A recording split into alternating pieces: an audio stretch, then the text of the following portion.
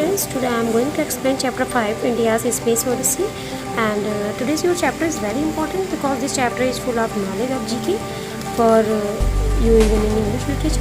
So all the students should listen to it very carefully. So now I am going to explain text wise. Aryabhatta was perhaps one of the first major mathematicians, astronomers of India.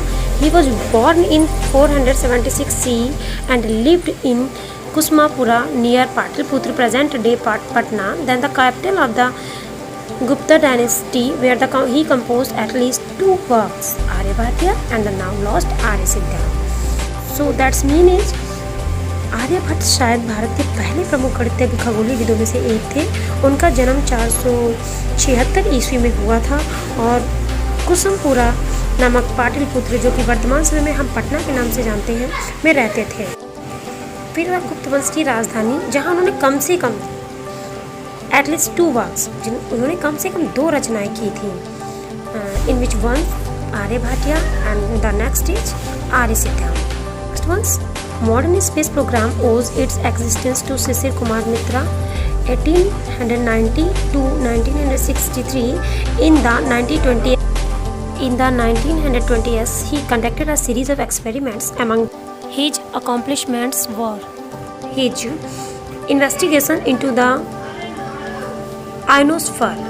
That's means आधुनिक अंतरिक्ष कार्यक्रम का अस्तित्व शिशिर कुमार मित्रा 1890 to 1963 में हुआ। 1920 के दशक में उन्होंने कई प्रयोग किए। शिशिर कुमार मित्र ने, किसने किए? शिशिर कुमार मित्र ने। उनकी उपलब्धियों में आयन मंडल में उनकी जांच की थी। Next paragraph, doctor Vikram Sarabhai was the founding father of our space program.